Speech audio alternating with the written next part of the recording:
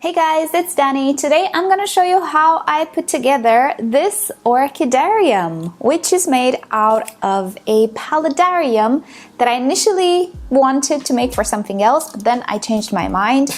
And finally, I got my live stream, an Orchidarium with automated watering systems that will keep my mounted orchids and my humidity lovers, hopefully, alive in my very, very warm climate. And yeah, the angle is not the best, right? Let me get you in closer. Alright, so first of all, I'm gonna show you how I put it together, and towards the end of the video, I will come back to tell you more about the orchids that I have inside, the plans that I have for it, and address some stuff that I know some of you asked me about. But before all of that, don't forget to give this video a like if you end up enjoying it and it inspires you, and why not subscribe? I post multiple times a week and it's completely free. But if you're feeling a little extra about it and you wish to support the channel further, do consider becoming a member, checking out the affiliate links down below, checking out the merch, which, by the way, we'll have new merch very soon, or using the super thanks option below my videos. Right, so let's go back in time to a few weeks ago when I set this Orchidarium up. Alright, so this is a paludarium that I found at a pet shop, about 50% discounted, and these types of enclosures are actually very expensive, so the price was very appealing. The paludarium was used, but little did I know it was also leaking. And thankfully, I always do leak tests, so I had to bring it back. They fixed it for me, everything was okay. Initially, I wanted it for vampire crabs, but for multiple reasons, I decided against it. Now, usually orchidariums have an egg crate background, which I absolutely do not like, and I don't really find that material very available here. So what I went for is cocoa fiber mat, which is a new product at my local garden center. Now, the cocoa fiber will look great, and I can also hang mounted orchids on it. Now, gluing the cocoa fiber to the glass is best done with aquarium silicone. However, I absolutely hate how hard it is to remove. And since I don't know what I'm doing, this is the first time I'm doing something like this, and this is an expensive paludarium as it is, even discounted, I went for something less hard to remove. So initially I tried double adhesive tape, you know, the gummy one, I think it's acrylic, but for the life of me, I could not get the cocoa fiber to stick to it. You might say, oh, well, yeah, duh, it doesn't stick, it's fiber. Well, it should actually stick, because the fiber is coated with something that holds it in place, but for whatever reason it did not hold. So I went with the second, more removable solution, and this is hot glue.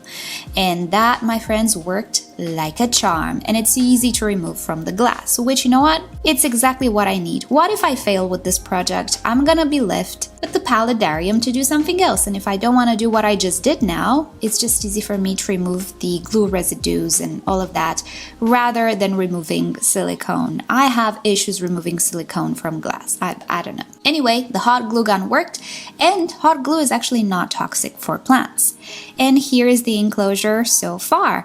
The bottom, as you can see, is not covered by the cocoa mat, but that is okay. That's where the soil will be and all of the other layers. You'll see. Now, since we're gonna have an automated watering system, I don't know how much water may or may not accumulate in this terrarium. It's not like I can control it all that much, so I decided to have a raised bottom. Now, I could go for the egg crate solution again, but then again, I have loads of leca and I need to do something with it, and leca is just as good at raising the bottom to catch potential excess water. Now, in order for the soil not to fall in this leca layer, I am using again this cocoa mat. Some people use weed matting. I don't have good weed matting around, so this worked a charm.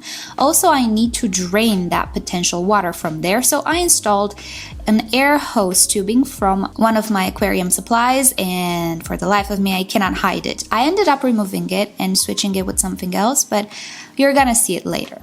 Now, as I was saying, this enclosure was meant for some vampire crabs, so this is a swimming pool for them. You're gonna see it as I'm arranging the paludarium, but just know it's not gonna remain there. But this is why it's there, because initially I started to do it for the crabs, and then I just had an epiphany and I changed my mind. Right, so for the soil, I'm using, surprise, surprise, rePotme from Zoomed. This is the first time I see this product in my country. There were 2 bags brought by the pet shop just to try. I bought all of them.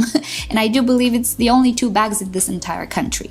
Because believe me when I tell you, this is the best soil my grubby little hands ever worked with. I'm not even joking. So if you know this soil and you think, meh, it's kind of mediocre, I'm sorry. For me, it's the best soil of life because we don't actually have much to choose from where I am. And I have to say, you guys, this soil doesn't only work for terrariums, but I bet you I can pot like houseplants and jewel orchids and all sorts of stuff in here. It's just the fluffiest thing of life. And look at that beautiful layering there. Yes, the leca is a little moist, which spells trouble, but don't worry, we're gonna fix it. I'm gonna tell you all about how I'm gonna prevent cyanobacteria and algae from forming there. Now, I remembered I actually have some plastic stakes that I bought a million years ago from one of my garden centers, which are hollow on the inside. Practically, they're a tube. So I replaced my drainage tube, which was just horrible looking and I couldn't hide it. I replaced it with that. It's green, it's nicer, so there we go. I'm gonna tell you how the drainage works towards the end of the video. Now for the automated watering systems. I am new to terrariums. I've never had reptiles. One day I will, but that day is not today. So I didn't know about the existence of these things. But this is an automated misting system for reptiles. And I purchased it from Amazon. I don't know if I can find something like this locally. If you're interested, do check pet shops. I think many of you will find it at the pet shop. If not, I'll put a link down below for the Amazon listing.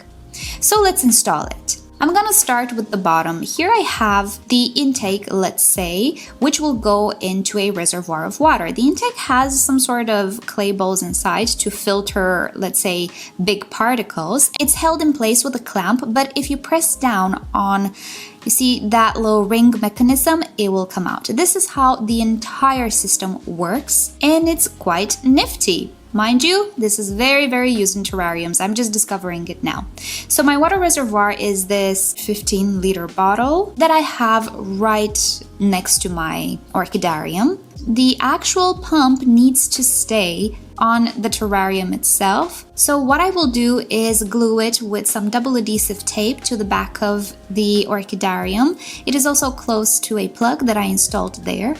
And inside this pump, the hose that goes into the water reservoir connects as well. And you see me here kinda eye measuring it and cutting it to fit. I never measure stuff. I'm just eyeballing pretty much everything. So I cut the hose accordingly to reach my pump and even have a little bit of excess. And I'm connecting it to the input. And also you see on the pump, there's also an output. Now the output will deliver the water to the orchidarium. And here we have some little misters. Now, they are also adjustable, and the way they install, or at least one of the ways you can install them, is by running them through the wire mesh on the top of these paludariums. And I do see most paludariums or terrariums, I'm gonna call this enclosure many different ways. So I see many of them have these wire meshes on top rather than glass tops. I think for many reasons that have to do with reptiles. So as you can see, I'm fitting these tubes through the holes that I created in the wire mesh, and I'm not afraid that I messed it up because I can always replace it. The system comes with some stoppers because this will be practically the end of the line. I don't want the water to sprinkle on the other side. So these are stoppers that you can insert wherever your system ends. And for now, I'm inserting them here. We also have a splitter that connects to the outtake tube from the pump, and this splitter will pretty much split water in 2 ways for these 2 sprinklers. So again, I'm eyeballing the measures and I'm cutting the hose accordingly, and here we are running the test, and look at that, it works. The pump can actually be set to sprinkle between 30 seconds and I do believe a minute and a half, and you can also set it to sprinkle at a certain interval, which can be from 1 hour up to 24 hours or something like that. So every 1 hour, every 24 hours, depends how you set it up. I currently have it set to sprinkle for 60 seconds every 4 hours, and for now it works out okay.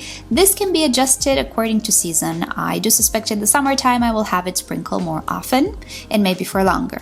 Now, for the terrestrial part, I'm gonna go with some orchids that I already have, some jewel orchids. Remember, I came with a lot of jewel orchids from the Netherlands? Yeah, no, they did not survive. Obviously, the ones that I picked were much more finicky than the ones that you can find in flower shops, and they really did not appreciate my very dry and warm summer. So I do believe that jewel orchids will do great in this orchidarium. Obviously, orchidariums don't necessarily need to have soil. You can just have an empty bottom just to put some pots in there, but I went for soil because the soil is amazing. That's one. And also because I want to have some terrestrial orchids in here. But yeah, just so you know, orchidariums generally do not have a soil bottom like I made here. And that is the orchidarium in a nutshell. Now I'm gonna forward you to future Danny to explain more about it. Alright, so that is pretty much the gist of things. Now let's get into the details. First off, the orchids that I ended up putting in here. Well, I have the jewel orchids, which you already saw. I have the ACO Clades right here, but I also have some masdevallias. The masdevallias that I purchased like at the beginning of summer, the Billion Neems and the Fuchsia's Dawn. These are divisions. I do have parts of them potted as well, so if these end up not doing well, I have those, but I have to tell you, ever since I put them here, they greened up, they look perky, they look better than the potted ones, to be fully honest. So I'm happy about that. Masdevallias are actually terrestrial, and this soil is so fluffy and beautiful. It's gorgeous. I don't think I need to like mix it with bark or anything to keep them happy. I think the soil is okay for them as well. Here I have my Phalaenopsis. I think it's the Lobie. I will make sure to put tags at the bottom of the screen because sometimes, you know, my memory glitches. It's a miniature Phalaenopsis orchid. It's not a summer bloomer, and I have this piece of wood which I thought looks nice, so I mounted it on the piece of wood, and yeah, we'll see how it does. In the future, maybe I will have more beautiful branches, but for now, it's okay. I kind of wanted to do this with the stuff that I had around because this whole project was kind of expensive, and we'll get to that. So for now, I'm sticking to what I have, and in the future, we can get more orchids and other stuff. Now, on the mounts, by the way, the mounts is a cork bark. I had it for about a year on the terrace because I had a different project at first and it didn't work out. I played with aquariums and orchids in aquariums for a year now without success, so you know, there was nothing to show. I couldn't get it right, but I did have that bark. So I'm just breaking pieces of that bark and mounting stuff on the bark. For now, I'm going with the Cuthbertsoni types of dendrobiums because I don't really have very tiny orchids that could go mounted. Let's say I will purchase definitely in the future, but for now, I think this is absolutely fine. And yeah, you can expect all of this wall or the background to be covered in mounts, even the sides. Now, the thing is, my sprinkler system is not necessarily optimized to cover the entire orchidarium. So I did order a few more nozzles that I can install here and here. And if need be, I can purchase even more. I also got some tubing and I can put some in the back as well. I can make it so that every corner of this pallet, I keep wanting to call it paludarium. I might during this video, sorry. I need to get it in my head that now I have an orchidarium. Okay, so in the end, yeah, I want to cover all of the sides so that I can utilize pretty much all the space inside. In the middle, on the soil, I might add some mosses as well. I have some dried moss, which I found at a pet shop. We'll see if it stays wet enough. For now, I do have areas which don't really get much wetness, to be fully honest. So the bottom can become even better as well. If the masdevallias do good, we're gonna have more masdevallias. My favorite is the Ignea. I always wanted to have it. If this works out, you know, we're gonna have a bottom full of masdevallias, even mounted, you know. So that's about it on the sprinklers. I need more. 2 are not enough. They cover this portion of the back pretty well, but not the sides quite at all, as you can see. But that's easily fixable because I can buy these separate. Also, at the top, you might have noticed I have a fan. Somebody asked me, what do I do about the water standing in the crowns and things of the sorts? Well, I have to do something about it because this is a confined space. Even if the top is, let's say, open, as it were, this is a metallic mesh, I do still need air circulation in here. So I have a fan that I placed up, so when I close the doors, that air hits the wall and goes and swirls inside, and I find that I have a very nice amount of ventilation. The problem is when the sprinklers start, all of that vapor sometimes goes into the glass. So I'm thinking the fan to move it somewhere here. I don't know, think about it. Ideally, I will get some of those computer fans. This is what people use. I swear I had some of them around. I could not find them. I need to get into my storage, which is a mess. Anyway, so the whole ventilation situation might change a little bit in the future. This is the fan I had at hand. This is what I'm using.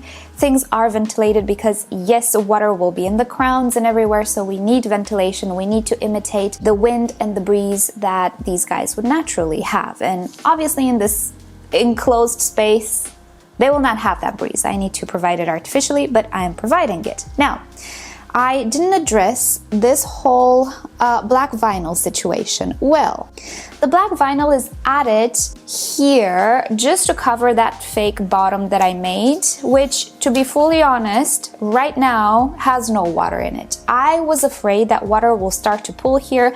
That's why I installed the drainage, and I'll show you how I will empty in case there is a pool of water here. I'm gonna show you in a second how I'm gonna empty it. I made this little door here just to see the water level, and there's nothing so far.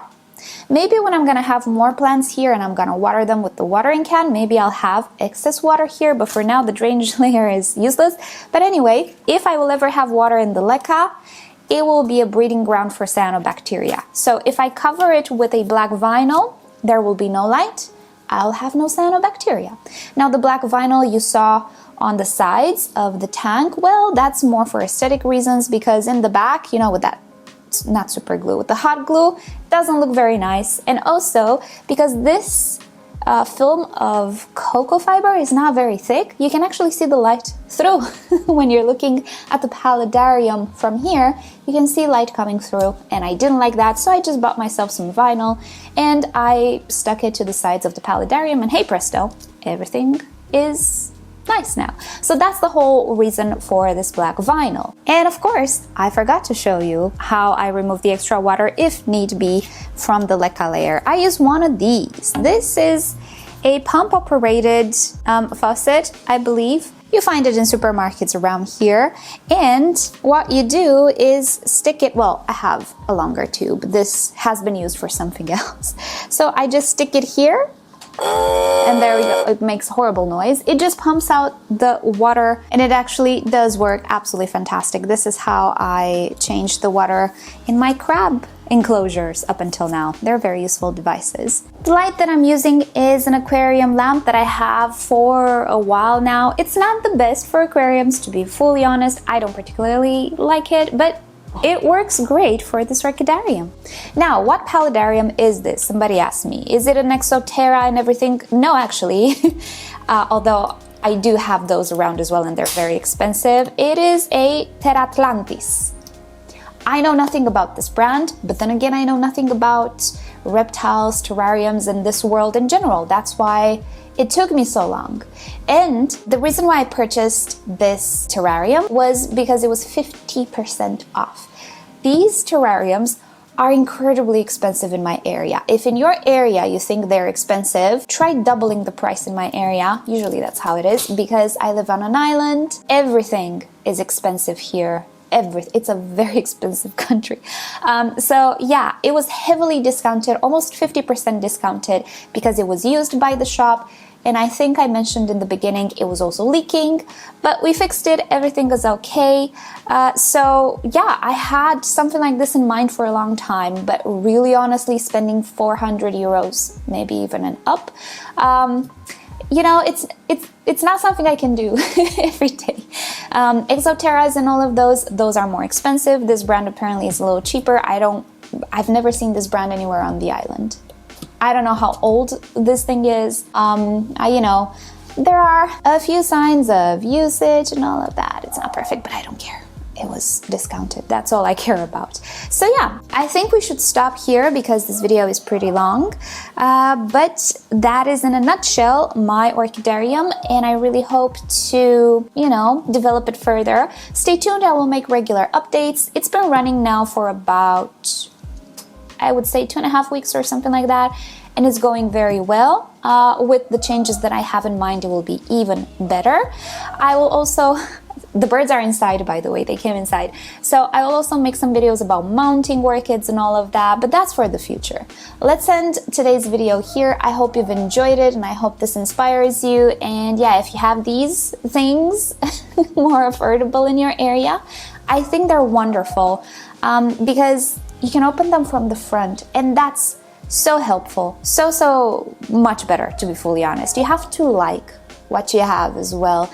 And aquariums, as beautiful as they are and useful, they're just not for me. Also, you might have seen orchidariums with, that sort of a egg crate type of a background and so on. That's a very good idea as well. Usually that's how orchidariums are made, but if you want something more aesthetically pleasing, which sometimes I do, I think this cocoa matting is great. And I think in some countries you can even find it for sale as, floor mats or door mats or something like that. Yeah, it serves its purpose very, very well. And I can't believe I found it. It's the first time that I see the cocoa mat in my area, in my country, but it works great. Right, enough blabbing. This is my orchidarium. I am beyond excited and happy and hopeful that maybe now I can grow some of these plants that I couldn't grow before because they require high humidity. I do also have higher humidity in this enclosure. Yeah, temperature is not so high and humidity is pretty okay, 64%. So maybe now I can grow some of these orchids that I always struggled with for the past decade. Right, so with that said, thank you guys so much for watching. Hope you've enjoyed hanging out with me today. And if you made it to the end, thank you so much. You are the real MVP. And yeah, with that said, I'll see you all next time. Stay tuned for updates. Bye.